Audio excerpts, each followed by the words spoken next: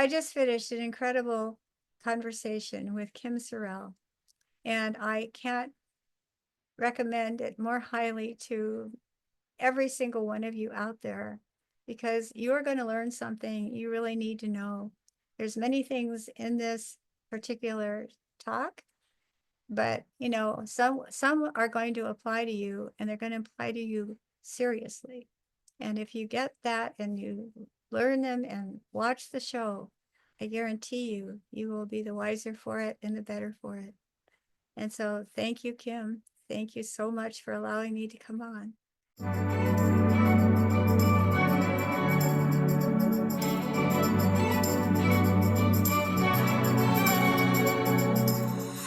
Welcome to the show. I'm so glad that you are here. You're going to be so happy you're here. I am Kim Sorrelle. I'm a speaker. I'm an author.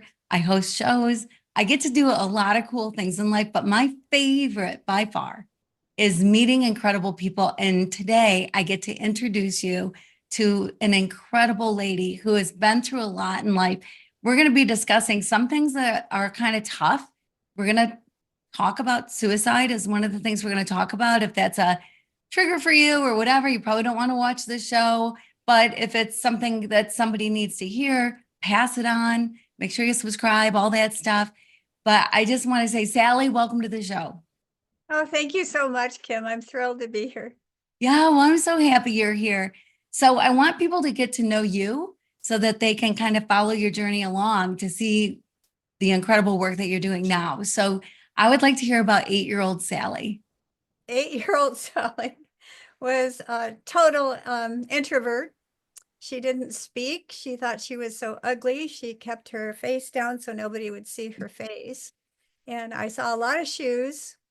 And it took me a long time to be able to get out of that and be more, outgoing. And people were worried about me. And I was worried about myself too, actually, at one point. I thought I was really kind of dissolving. And I got help in some amazing ways, but I really didn't start living in any conscious way, I would say, until I was married at 19 and I had my first child at 24. And that was when I really began to live and to understand things. And it's never stopped since. And I've had horrible things happen, but there's always been a silver lining after the pain and agony and all that. And it's so important for people to understand that pain is not to take them out, it's to learn from and grow, not to shirk from at all. And it's a blessing, it's a gift in disguise, in serious disguise. And a lot of us are too we're Twinkies. We just want it all good, but that's not how life happens. It's so true. When things get difficult, that's when you find out who you are and you find out what you're really made of, and you're finding out that you're so much more than you ever thought you could be. Oh, my word. Such great words. So true. So, wow. To think that that you don't look right, that you, whatever, your head is down for so many years. And that was painful, talking about pain. How do you think that pain translates into where's the silver lining in that pain? Well, for me, the silver lining is not to get egotistical or get, beyond my own humility. I like to keep my feet on the ground and remember that girl, because I think I still am that girl in a lot of ways. And it keeps me, reaching out. It keeps me learning. It keeps me growing. I'm never done. I'm not even close to done, and I'm almost 82. Yeah.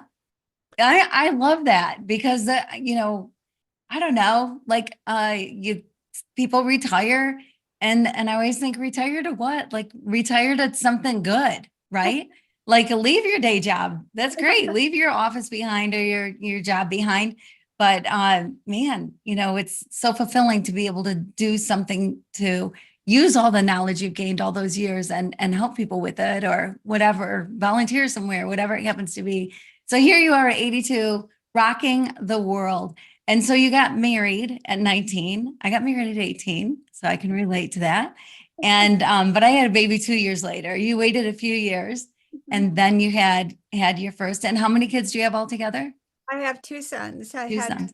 two 18 months apart because I didn't want to, I was afraid I was going to lose my nerve. Oh, that's so funny. Yeah. Yeah. I think right after a baby's born, that's a time when a lot of women say never again. And then you hold the baby and you smell the baby and you love the baby so much that you're like, I want another one of these, right? Yeah. So yeah, way to not lose your nerve. No, So yeah. So growing up for the kids, uh, I want to hear about your son that people worried about, but was a genius. oh, he was off the charts. Yeah, I was a C student in high school, and I did graduate, and but my real teacher was my firstborn son. And when I had the first natural childbirth in Santa Barbara, which you don't want to be, they are not ready for you. And, there's nobody coaching you then, there's no help at all. And I was losing control of my pains. And so I started screaming and caused a huge amount of trouble for this hospital. But I did have a natural childbirth, as it turned out. And I'll never forget the moment he was being lifted out of me.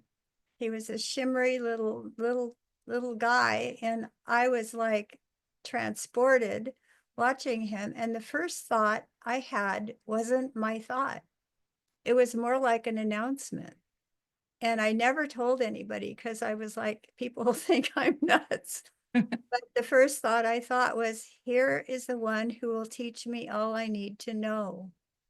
Wow. I don't know who sent that message to me because it was not something I knew. I thought mothers and fathers teach their children, but this was 180 off. And Mm. he was the most incredible teacher I could have ever had. And he still is, some 30 years after his death. And I'm just following the lessons as well as I can. And I really mean that. I'm dedicated to learning all I possibly can because what killed him was what I didn't see, I didn't understand, I had no idea about.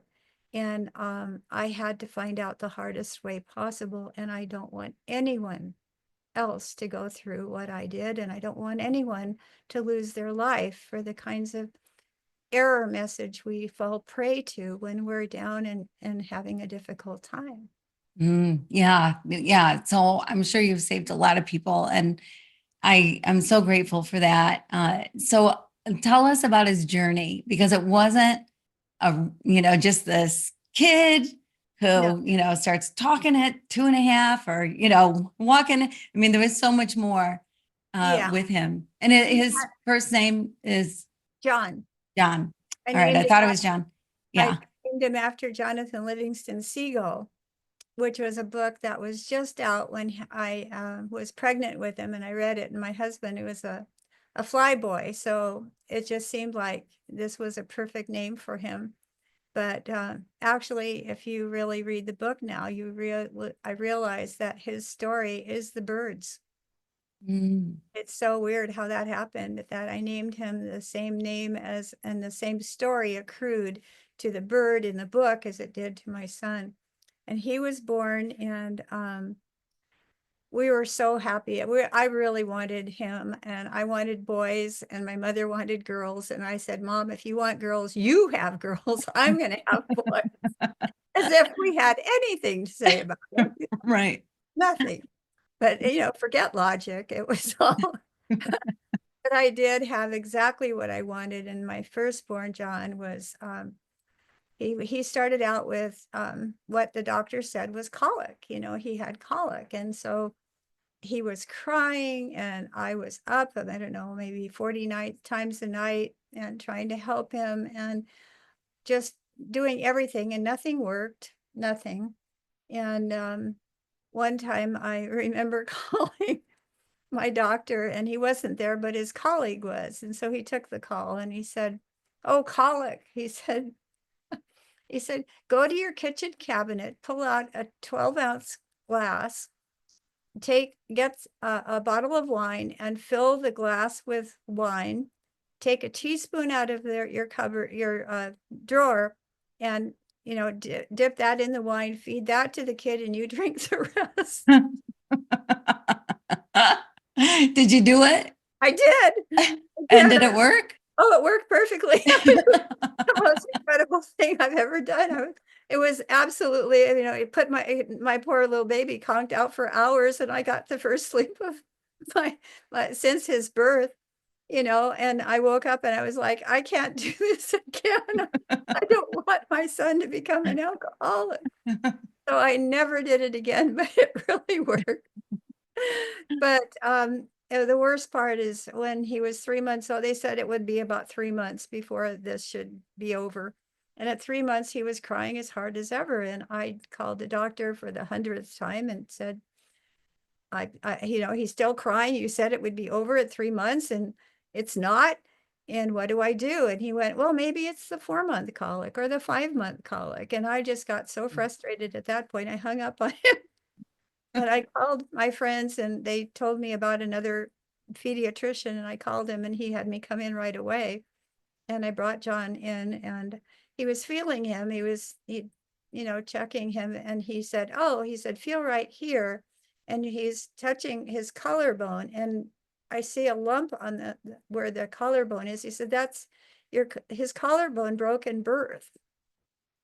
Oh, And he said it's the first bone that breaks during birth because it helps the baby be born at all. mm, And that was never diagnosed. And so every time I picked him up or any time he moved, it would hurt. And so oh, that was why he was crying. And it wasn't colic at all. And so that was the first major, major mistake that happened that made me realize I had failed him from the beginning. And all he knew is that when I came up and touched him or held him or whatever, I would hurt him. And the first issue at birth is trust. Do you trust your caregiver? Do you trust this world? Do you trust anything? And he found out he couldn't trust me. And and even as a young man, he would, if you approached him, he would flinch, like stay away. And I finally told him when he was about 10 what had happened. And he was very, very logical. And he said, well, Mom, it's really great to know where I got it, but what do I do about it? And at the time, I was just a mom. I wasn't a therapist at all. And I said, John, I don't know, but I do know that it isn't who you are. It's something that happened to you, but mm, it isn't natural, and you don't need to repeat it if you don't want to, because it was just a mistake that was really made, and nobody picked it up for months, and you suffered, but it isn't who you are, and that was all I knew what to do then. I wish I had him now and could talk to him about it, because there's so much more I could say. But he, so he suffered there, and he's suffered through a lot of different things. And you know, growing, just to talk about that just a little bit more, I don't know that I ever thought about that or knew. I mean, you hear about babies who are not held and nurtured when they're young, and they're detached, and so many sad things can happen. But trust, wow. I don't know. Like I wouldn't have thought of that. Like I didn't know that. And how sad. I mean, as a mom, to find out you've been hurting your baby unknowingly, completely unknowingly, of course. And so what did they do to fix things so that he could heal? Well, he said the lump was the bone starting to heal on its own, and he just said stay off of it and let that just naturally heal. And I did, and it did. And he seemed to overcome it. But like I said, he remained, his body would flinch away from touch. You couldn't get, he'd just no, there's this definite no. And so, it still resonated with him, whether it was conscious or not.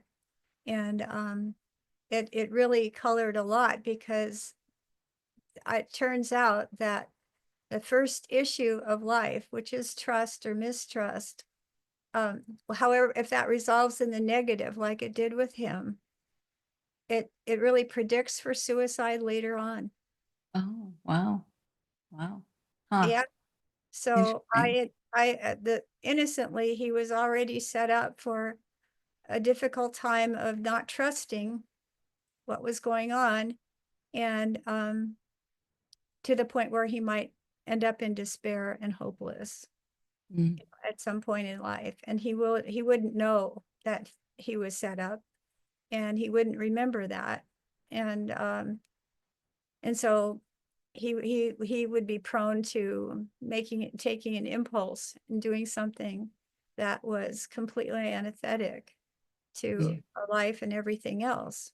And in the meantime, however, he was too smart for me, Kim. I was just my husband was not even as smart as I was. And at 2 years old, I was driving past a gas station, and he was in the back seat and in his little car seat, and I heard him go ta x co. Had Oh, read the sign, and I had not taught him the alphabet. I hadn't done anything. And I was like, that's it. No more Sesame Street for you. Yeah, I didn't teach you to read. oh, And it scared me because that's when I realized he was too smart. mm. And I didn't have the skills to raise a genius Einstein kid. I didn't know what I was going to do, but I found out because as he grew, at 5, I think it was, he was giving me 45-minute debates on why he didn't need to make his bed, and he was winning, And I realized this was going to get just worse. Right, right. I realized that I had to do something and to stay the mother of this little upstart. And I had thought the only thing I could think of was to go back to school. And so I did, but he was in school by then, and he was getting straight A's. And when I came back, I was taking 2 night courses, and I came back with a B plus and an A plus, which blew my mind because I was a C student in high school. I was really excited. And I came home and I said, John, you won't believe what I got. And he said, what did you get? I said, I got a B plus and an A plus. And he looked at me like I died and he went, you got a B? Mm. you know, and I ended up in the fetal position on the couch as he was singing and dancing around the coffee table in front of me, going, Mom is a bee, Mom is a bee. And Oh, I was no. like, oh no, Oh. I'm losing it. And so I never could get another B because I couldn't bear another negative evaluation from him.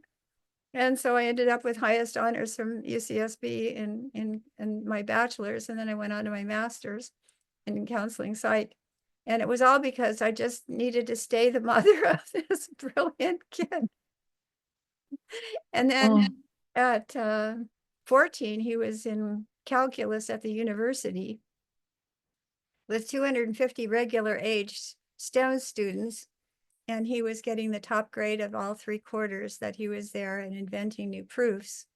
At 15, he was teaching calculus. And at 16, he was invited into Carnegie Mellon in theoretical math, and by invitation only course of study. And 4 years later, he was the only one left of the 32 other kids that had been invited in at the same time he was. That all the rest had crashed and burned. They Mm. couldn't make it. And so he was the only success. He walked with both his bachelor's and master's in 4 years. Wow. At Carnegie. And a year and a half later, he killed himself. And I mean, I didn't know how that could have happened, and which meant I was just becoming licensed as a psychotherapist then, and I had to find out what happened to my son. Nothing, I could leave nothing unturned to find out what I missed, because all I saw was a superstar, rising to this absolutely to the firmaments, and Mhm. he was going to have an incredible life, and he had earned every bit of it. And how this could happen was just, it was unthinkable. It was unthinkable. And I was demolished as a mom, as a person. I lost my identity because my identity was wrapped up in his identity. He and I had always been together, even when, before he was born, he was an egg in my ovary. And that egg had been there since I was a fetus in my mother's ovaries. And so he always was part of me. And losing him was losing myself. And I had to find out what the story was that I missed. I had to find out what the truth was. And that is something that has put me on this path for the rest of my life. And I've learned a lot of things that happened for him, but I also have learned what's happening for young people today. And it's Mhm. really, really important that we all know these things, because we're losing so many of our best and brightest kids right now to suicide because they're giving up. They're giving up. They're hopeless. They're in despair. People aren't understanding them, and they don't have the skills they need to be able to survive and thrive in this world right now. And we have a lot to do with that. Yeah. Well, I'm so sorry about John, and that, and it's the worst way to lose somebody for sure is by suicide. And I lost my mom that way. Oh, And no. it just raises so many questions. It's bad enough, like a car accident or some sort of an accident or a disease. Like that's tragic, losing somebody John's age. That is a stab in the heart that has an awful hard time ever going away. And but the way that John died, the way my mom died, it's entirely different, Mhm. because there are so many questions, like the why, and what could I have done, and what if I was there, and what if he'd taken a different route, or whatever the situation is. It's like man, it leaves you it just leaves you in a whole different spot. And Yeah. so I'm so sorry, because it's so hard. It was so hard. And for you then to pursue it and go, you know what? I need to find out why. I need to find out why. Because what were signs, like looking back, were there any signs leading up to this? Uh, yes, he was, he's such a superstar, but, he could fall prey to depressions every so often, but I saw them as normal, and I didn't think they were that, that deep. He didn't really talk a lot to me except to try and correct me. He was, sort of this super brilliant guy. And, I was just, his mom. And so he didn't really share a lot with me. And I feel like I wish that he had, and I wish I could have drawn him out more, but he was busy being himself. He was busy on his own path, and he wasn't telling me about, all the things he was doing. And one of the things is that, when he was 14, he came to me and he said, "Here, sign this paper." And I said, "What is it?" He said, I'm going to take calculus at the university." And I'm like, "What? You can't do that. You're in high school, just barely in high school." And he said, "No, I've already got this, them agreeing to this, but I need your signature." And I was like, "Okay," but I was like, already, he'd do this, he'd get it all set up so that I I had only all I could do was sign, and I could not sign. I mean, why would I ever do that? So he did the same thing when he got into Carnegie Mellon. He was 16, and I didn't know that he was, checking out all the universities and also getting their application forms, and he'd applied to um, MIT, and he'd applied to someplace in a really wonderful place let's see, oh, it's another Eastern school. And then he applied to Carnegie, and MIT turned him down, and the other place put him on the whole waiting list, but Carnegie accepted him at 16. And then he does, I don't know this, and so he walks in with, here's the application, sign here. This is me going into Carnegie Mellon. And I'm like, no, you can't do this. I mean, my God. And he's like, yeah, it's already done. So please sign, because otherwise I'm, my whole life is depending on this. And I'm like, ay. So I signed, but I was almost under duress, Right. he was just getting ahead of me so that I would have a really hard time to say no.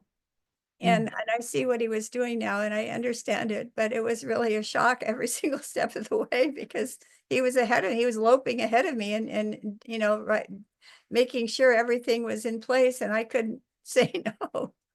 That's so incredible. Like I think about the uh, parents that have these brilliant kids.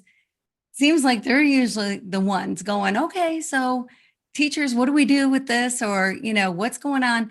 So for him to take the initiative, because I'm sure you were thinking all those things, and how can, his education keep him excited about school because he knows so much already, and all of the things that you're dealing with having such a smart kid. But then on his own at 14, to say, I'm going to take a college on his own, and on his own at 16 to apply to Carnegie Mellon and getting this. I mean, that, what an incredible kid. I mean, Yeah, no, yeah, yeah, John was anything but average. And yeah. he really very, very wise and very astute. And I remember at one time, my husband and I were divorced when he was 3, or 4. And one time he was at his dad's, living with his dad for the couple of weeks he got a year. And his dad called me up, and he said, we have to put John in military school. I said, why? And he said, well, he's questioning me. And I said, right. I said, but what is he doing wrong? And he said, don't you understand English? He's questioning me. I said, I got that, but what's he doing wrong? He said, you are the stupidest woman I've ever heard. You Oh, don't, you don't goodness. understand English, and I said, well, is he doing anything illegal? And he said, no. I said, is he doing anything antisocial or anything like that? No. Is he doing badly in school? No. Um, and I said, so why would you send a perfectly good kid to military school?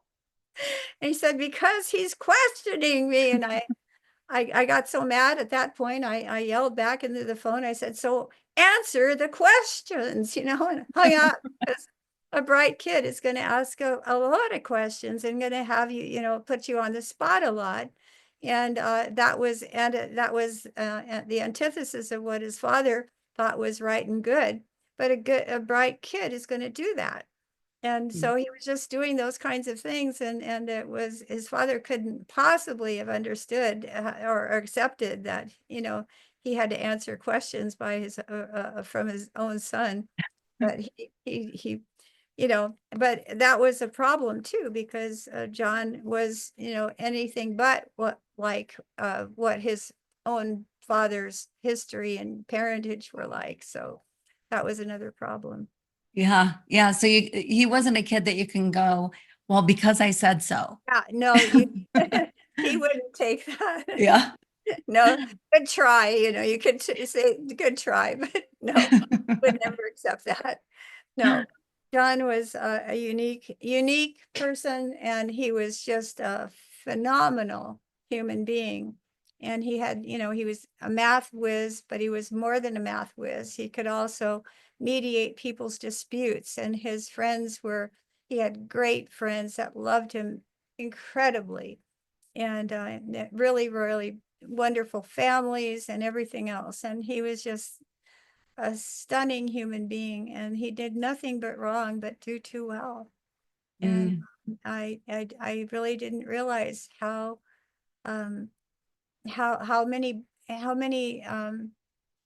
problems he was fielding all the time. He wasn't telling me a lot about them, He wasn't sharing with me a lot because he was a boy trying to be a boy and trying to be, tough and do things on his own, but he was being bullied horribly in school because he was single-handedly raising the curve, He was the one who was going to get the A, and those kids hated him, you know. mm, And we don't realize that grading system is set up as a competitive thing that gets acted out outside of the classroom. And mm, kids have lots of ways they can sit there and take out perfectly lovely human beings because they're going to get the top grade. They're going to take the top girl. They're going to take the top jobs. And the rest are going to be left in the dust. And they know it. And that is a huge cause of a whole lot of problems in schools, that they are setting kids up to be competitive and to be cutthroat and just turn into bullies and do terrible things just because of the way the grading system is made. We can do mm, it so much differently. We can do a criterion reference where everybody gets the same chance to get an A. What would be wrong with that? Why does it have to be a competitive thing that's artificial and forces everyone into 2 or 3 A's and then mostly B's, and then the rest are C's and on down the line? So we set things up to create a competitive system that doesn't accord with our democracy. It isn't democratic at all. It's very elite. And I feel like John he showed me so well, in his life and his death, about, what is wrong with our society, what we're doing wrong innocently. We're not trying to do anything wrong, but we are. We're committing tremendous mistakes, and we don't realize that this is, we're perpetuating a terrible legacy. mm. Gosh, that's so true.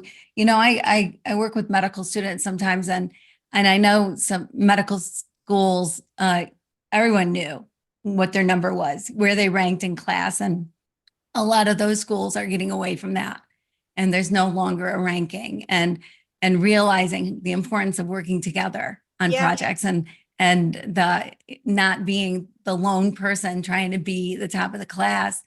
And hopefully that catches on everywhere, because you're right. I mean, that competition, uh, my, how sad for him that because he was so smart, he got bullied, yes, right?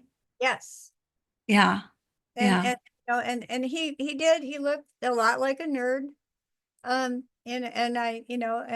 people, he had curly hair in places that didn't always look right, you know. And kids are just vicious with their people's looks. They really will take anything at all and just crucify somebody for something they can't help. And I saw him. I didn't know how badly he was bullied, but in his diaries, I afterwards I read, and it was horrible. And and even the kids themselves realized that they had done him wrong, really wrong. And at the end, at the end of school, they they would be writing something at the end of school, and many of them wrote saying, "I'm really sorry I gave you such a hard time. You're really a nice guy, and you're really super smart, and I guess I was just jealous." But it didn't. It just. I mean, he was really crucified in some horrific ways. If I had known, I would have gone in swinging. right. I would Yeah, have, and he would have been so embarrassed. I mean, he would. So, uh, Yeah. he didn't tell me a lot because I would have had a cow. Yeah.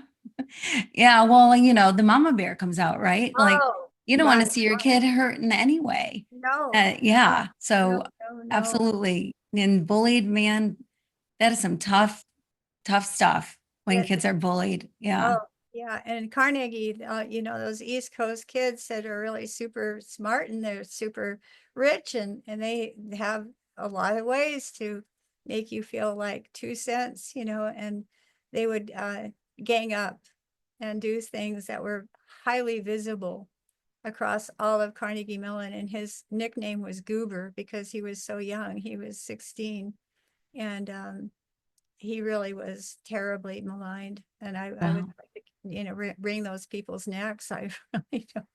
Well, isn't it interesting that, not just elementary school or high school, whatever, but college age kids Oh, bullying. mhm. And really there are adults our age that bully people. Oh, And yeah. just I don't know, how do you stop the bullying or how do you stop it from even starting? What do you Well, do? we're not being successful in stopping it in elementary school.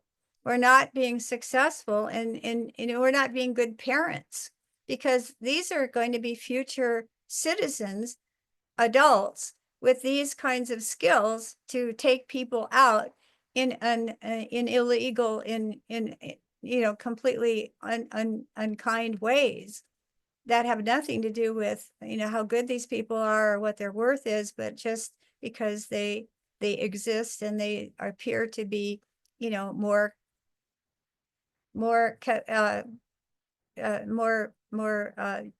they have more available to them than you do. And so we need to really look at this as in all the different levels of schooling, and what are we teaching them? Are we by default setting this up to create a cruel, vicious, dog eat dog future citizenry because we aren't being effective in stopping this from happening? And we can stop it from happening. We can definitely put in place rules that all kids have to follow in terms of social emotional skills and treating each other equitably. And we also need to look at our curricula and how we grade so that we aren't innocently setting kids up against each other. Mm, What I was in one class at the university where everybody was graded. Um, basically, it was criterion reference testing where everybody could get an A if they deserved it. And the feeling was so very different in that class. Everybody was there for everybody else. There wasn't any brio or any issues that people had against it. We were all there for each other. And that's how it should be. And if you're good enough, why shouldn't you get an A? Why should right. you be pitted against somebody else in some artificial way that jimmies them into the top position and you below? Why? I Mm, mean, I just feel that that's so wrong. And it just without it, there was just a lot of commonality, a lot of, connectedness, and each one was for everybody else too. Nobody had any issues about the other person or whatever like that. And it really it was such a wonderful feeling. And I mm, just thought that that's what we should all be doing more of in school so that kids can have that sense of, all for one and one for all. mhm. And you won't see bullying. You won't Yeah. see Well, and it. you're not talking about the every kid gets a trophy kind of Yeah, thing. That's not what this is about. no. Explain how it works. How it works is you all are graded on the same dimensions. And if you earn an A in a test, you get an A. And all the kids could get A's. And I think, and that should be how that should be across the board. So how is that different than what you see elsewhere? Well, what happens when only two people are going to get A's, and then so many people are going to get F's, and then it's distributed differently. It puts everybody in competition with everybody else. Mm-hmm. And so then you have a dog eat dog environment in the classroom that gets acted out outside of the classroom. And Mm-hmm. so people will find ways to, bully or demean or mistreat their superstars so that they lose ground and don't do well. And it's all artificial. It's all artificially created because it isn't democratic. It isn't Mm-hmm. 1 = 1. It's, no, it's a way to identify, the top people, but that by doing it in an artificial kind of way. Mm. And Yeah. it's not healthy. And we have to be effective in enforcing the rules of society. What makes a good society? How do we teach people to treat each other, how they treat themselves? How do we, understand each other? How do we grow and how do we become? And does it have to be a competition, or can it be something organic that everybody grows at their own pace naturally? And that's what I do, because one of the things I realized after he died, I realized a lot, and I started a book. But one of the things I realized is we don't teach kids anymore social emotional skills. Mm. We don't teach kids how to relate to each other. We don't teach them how to relate to their own emotions. We don't teach them critical listening. We don't teach them how to analyze and how to speak, how to give people feedback, negative feedback, in a way that the people will say, "Thank you, I didn't know that," instead of feeling defensive and fighting or Mm. attacking. And so I for the last 21 years, I have gone into the schools by invitation from the teachers, and I teach an 8 to 10 week course, and in creating, a kind of a club in which everybody is learning how to speak and speak powerfully and use their whole body and tell their truth, and tell a story about their life that has some power for them, some meaning. And as they do, each kid learns from each kid. And you watch a wave where the kids learn more and more and more how to use their whole body, their whole mind, their whole heart, and everything in empowering their message. And as they do, they are equipping themselves with these skills that make them know that they can succeed, that they are powerful, and they can make a difference, and they have a lot of hope because they know how to communicate. They know how to make a powerful message come through and sell it, where in ways that give them, self-esteem and self-confidence, and give them all the reality that yes, they matter, and what has happened to them matters, and what you can do about it matters, and you can turn anything negative into a positive message naturally if you know how to do it. And that's what I do, and I love it. And I've seen nothing but miracles happen. And the kids, I start out, and honestly, Kim, I walk into a sea of dead, bored eyes every Yeah. time. And 8 weeks later, you cannot believe the light in those eyes, and all those eyes are like on fire, and all their hands are raising at the same time. And you know that they are never gonna have to settle for less, and that they know this, that they have what it takes to succeed, and they know how to do it. And that makes Wow. such a huge difference, and we stopped teaching that back in the industrial age. We stopped teaching those skills back in the industrial age. And that was a huge mistake, because of STEM and because of the technologies and everything like that. So we sacrificed their social emotional growth right then. And we expect the parents to be able to teach it when they were never taught it either. And so Mm. you have a total cluster mess there that has been ongoing from the beginning of the Industrial Revolution, and now it's really a problem. And we've got to Wow. turn schools around so kids can feel alive, don't have to feel dead, exhausted, yet another test, yet another whatever, but help them feel excited and passionate. And this actually does that. And it also, when each of the kids has to tell their story, the whole class learns about these their peers in a way they would never learn about them in any other forum. Mm. And they bond because they say, my God, I had no idea you went through this or this happened to you or whatever. And the kids all, they unify and they become a solid group of people who respect and like each other. And it's this kind of bonding that creates a community. And that's what really creates, a peace on earth, and everything positive is that kind of bonding. And I watch it happen every time I'm there, and it's so good. I love it. Oh my gosh, I love it. I love it. It should be everywhere. You need to multiply yourself. Oh, Somebody clone you over and over and over again, right? Like, well, everybody could do that. Anyone can do this. It's just a matter of there's just a few things to make sure you do, and you don't ever you teach what you show them how to do it. You show them how, and then they learn how to replicate it in their own speaking and listening and everything else, and it just becomes an organic thing.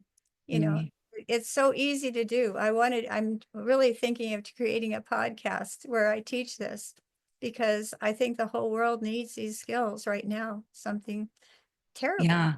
I think you're absolutely right. And we need to talk after this, get online together and just have a chat because absolutely, what a valuable thing. And we have gotten so disconnected. People want to blame COVID, but before COVID, we were disconnecting. And the statistic that I just read is adult men have on average 0.7 friends, which means some Yeah, have not, zero, not not even even one. one. Yeah. Yeah. Yeah. I mean, we have set up this competition that has just divided everybody into their own personal silos, and nobody's connecting, nobody's having meaningful conversations, nobody's doing what every other city, every other country. You have to have that kind of glue between people, or there's nothing to hold it, and there's Mm. no meaning, there's no depth, there's no power, there's no nothing. And we're giving them this flat, very superficial landscape, and they talk about the most pathetic things, and I go, God, if I have to talk about that, please shoot me, just yeah, I'm done. Yeah. I want out. Yeah.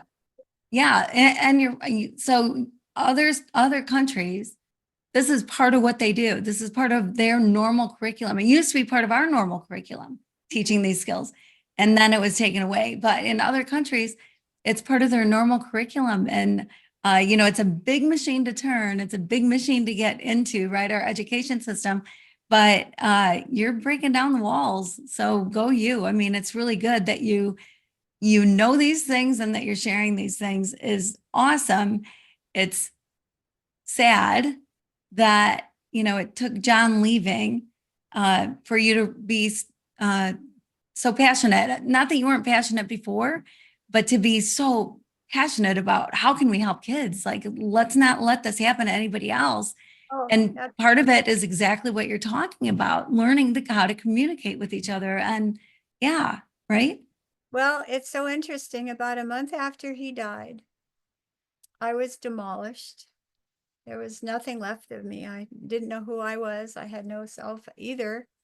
And I got a cold call one Sunday afternoon, and it was a woman, and she said, "You don't know me, but I'm a psychic, and I know about your son." And she said, "I have something incredibly important to tell you, but I won't tell you this over the phone. You'll have to come and visit my home. I'll give you a free reading, but you'll have to come." And she lived in Sedona, Arizona. I live in Santa Barbara, California, which is hundreds of miles apart. And at that point, I would do anything. And of course, I went.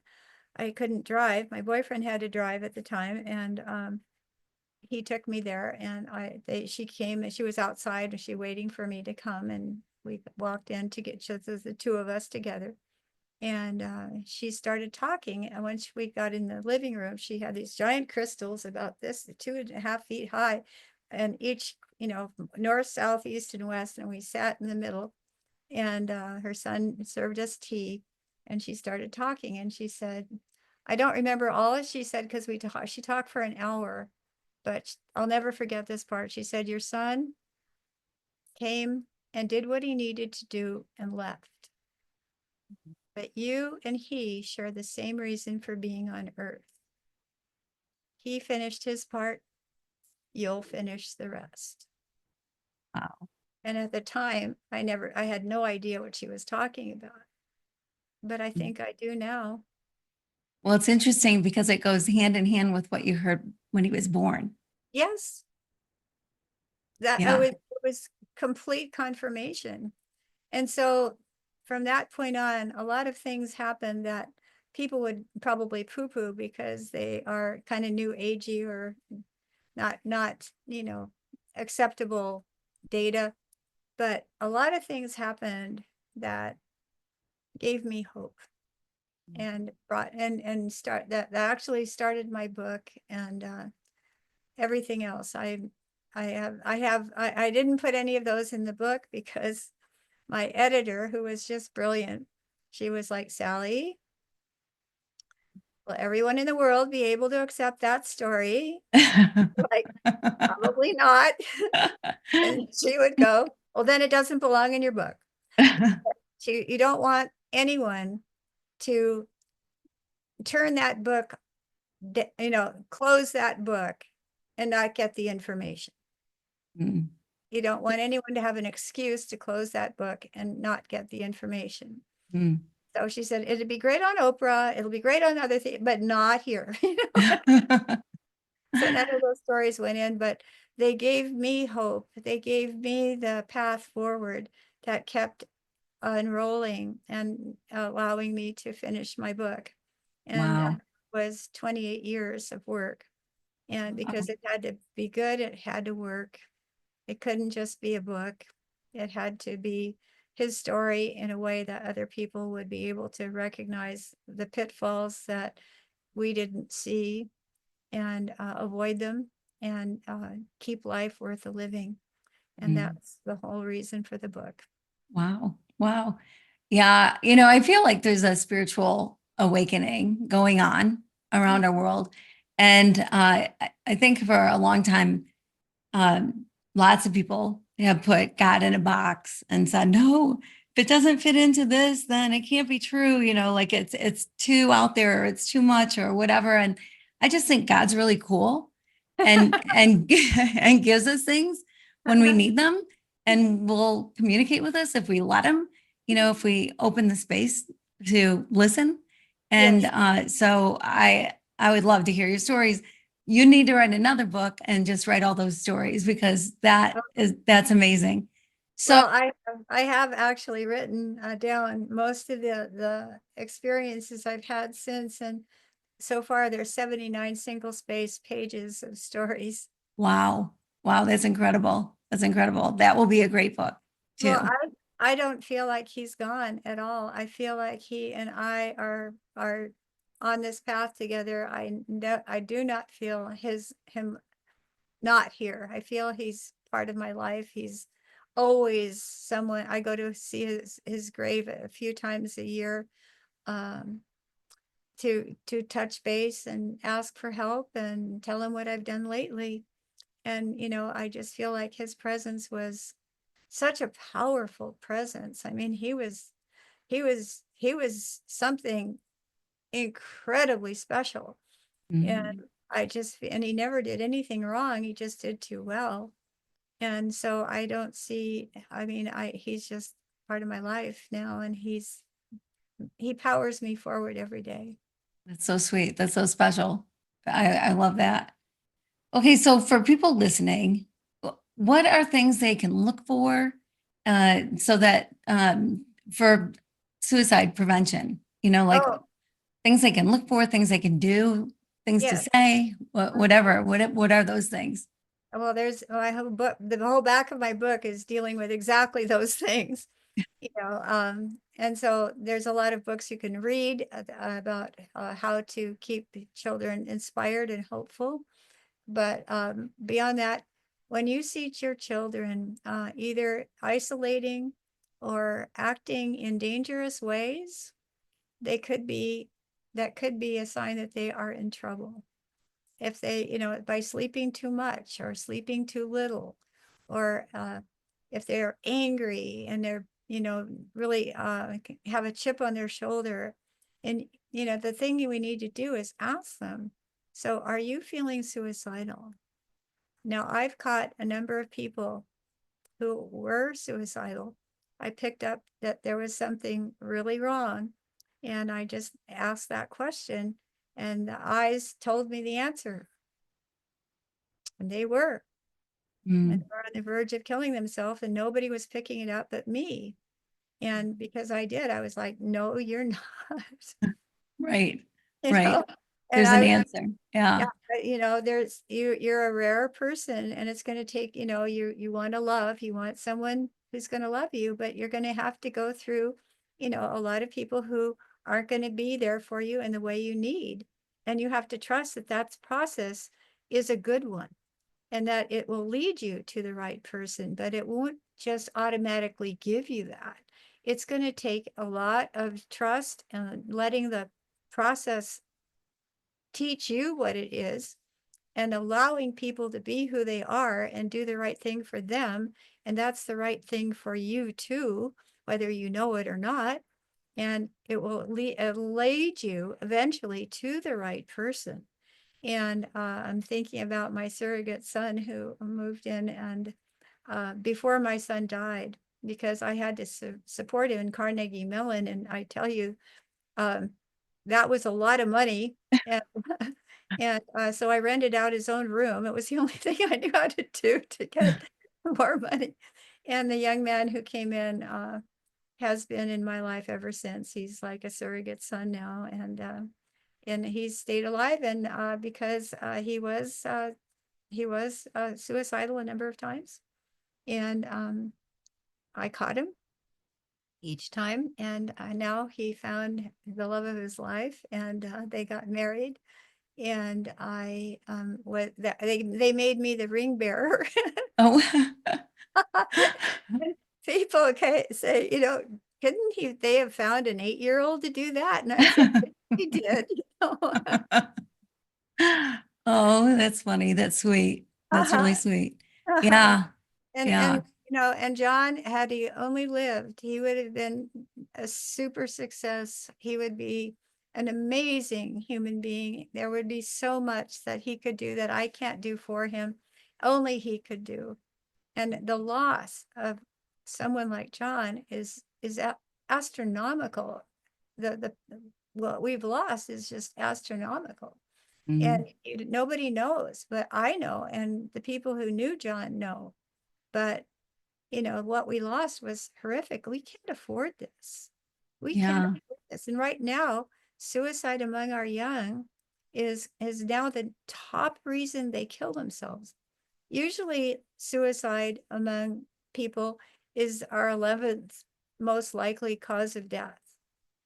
But for young people right now from 10 to 33, suicide is their most likely cause of death. Wow. That's Wow. crazy. That's Yeah. telling me that they're losing hope in the future of their own life and the life of a society itself. Hmm. They're giving up, Right. they're quitting, they're opting out. Yeah. And that's just the people who are killing themselves. Hundreds of thousands are trying every year and succeed and not succeeding. But we're talking about the canaries in our coal mine who are they're trying to tell us there's something very wrong going on in our society, so wrong that they're willing to die Mm. to get out of it. Wow. And they're our future. Hmm. They're Yeah. our future people. They're our future, literally. And they're Right. the one saying no, thank you. And we better be paying attention to that. If we don't pay attention to that, we miss, you get what you deserve, you know? Right. And so this Right. is a big deal. This is a huge deal. I mean, every single person is a John. Every single person has that kind of potential. John really did max his potential. He really did, and at such a young age. But it wasn't to, it isn't to grieve over, but to see we're all we all have the same potential. We all have nuclear, atomic potential within each cell of our body. We come from superstars. We come from supernovas that have, blown out. And all those chemicals are in our bodies right now. They came from the supernovas. We have that power within us, every single one of us. And we're all unique. And so I want everyone to live. I want everyone to have a quality life.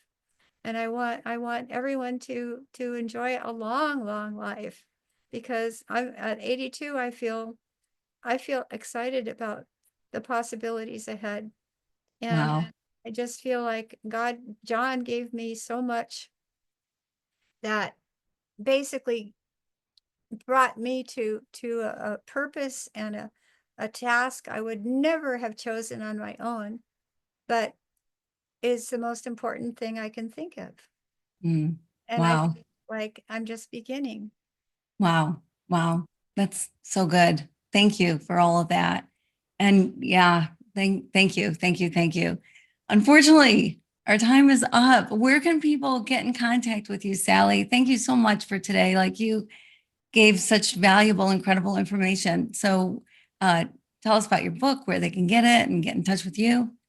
Well, my book is right here. This is The Son I Knew Too Late, a guide to help you survive and thrive. And that's my promise to my readers, is that it will help you. And if you look on Amazon and read the reviews, you'll see that it has amazing reviews, and between 4.6 and 4.7 stars on Amazon.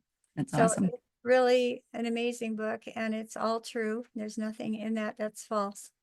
I don't know how to lie. My mother caught me in the one lie.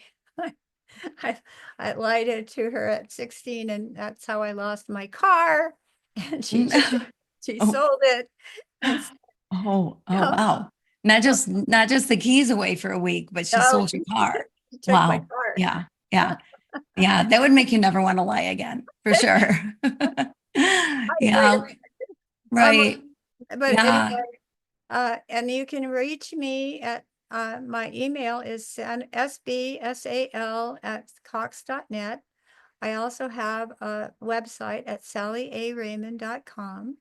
And there's a whole lot more that we can talk about and do, because this is a global problem, and there's Mhm. many facets to what's going to help turn this around and make this world a place that is worth staying in and staying alive in, and Mhm. and thriving, you know. Mhm. So Yeah. that's how you can reach me, for sure.